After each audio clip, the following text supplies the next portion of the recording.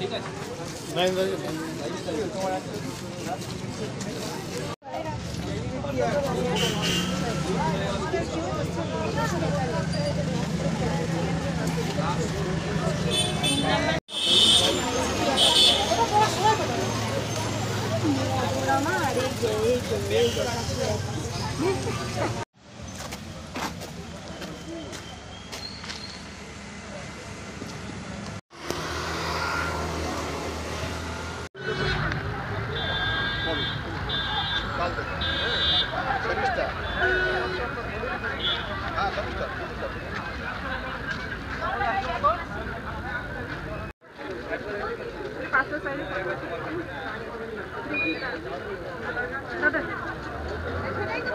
অত কিছু আনার দরকার নেই তো, আপনার হারিয়ে যাবে। বাড়ি থেকে লোক আসেনি না, এই জন্য। ম্যাম, এটা কি আপনার প্রথম এসএসসি এক্সাম? না, এটা আমার সেকেন্ড টাইম। আমি লাস্ট কবে দিয়েছি? 2016 এসএসসিতে বসেছিলাম, কিন্তু যথারীতি এত স্বচ্ছ পরীক্ষা হয়েছিল এবং নিয়োগ এত স্বচ্ছভাবে হয়েছিল যে আমাদের হয়নি।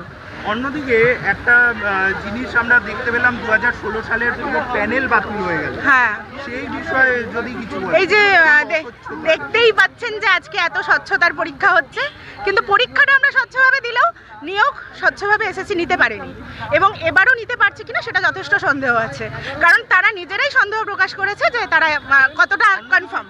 অন্যদিকে একজন দাবি করেছেন, নাম আমি বললাম না, তিনি বলছেন অলরেডি এসএসসির প্রশ্নপত্র ফাঁস হয়ে গেছে। হ্যাঁ, হয়ে গেছে।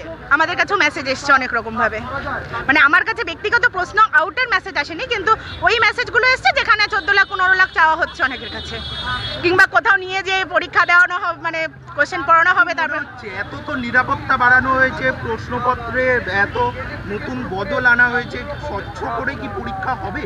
দেখুন, পরীক্ষাটা তো স্বচ্ছভাবে হবে, পরীক্ষা স্টুডেন্টরা স্বচ্ছভাবে দেবে, প্রচুর স্টুডেন্ট স্বচ্ছভাবে পরীক্ষা দেবে, কারণ এত দিন পরে আমরা পরীক্ষায় বসতে পারছি। কিন্তু তারপরেরটা কতটা স্বচ্ছ হবে, কোনো আমাদের রাজ্যে স্বচ্ছভাবে নিয়োগ হয়?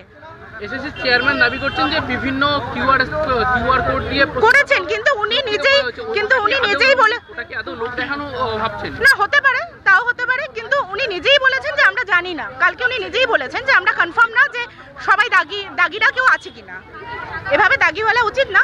তবে আজকে যারা যোগ্য, যারা সত্যি সত্যি খেটে পরীক্ষা দিয়েছিল টাকা ছাড়া, তারা আজকে আমাদের সাথে অনেকে পরীক্ষা দিচ্ছে বা আগামী দিন দেবে, এটা আমাদের জন্য লজ্জার। অন্যদিকে রাজ্য সরকার এই যে 2016 প্যানেলের যে লিস্ট, সেটা কেন দিতে পারছে না? পারবে না, কারণ কান টানলে মাথা আসবে। আপনার নাম? রনিতা ভট্টাচার্য। First time. আপনার কি মনে হচ্ছে কতটা স্বচ্ছতার সঙ্গে নিয়োগ হবে এবার? আশা তো করছি যে 100%ই হবে।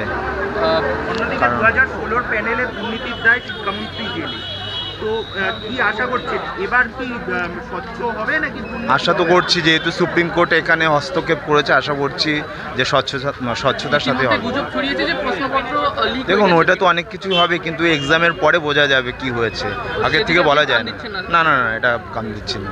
পজিটিভ কল্যাণী। আপনার নাম? আনন্দ সরকার।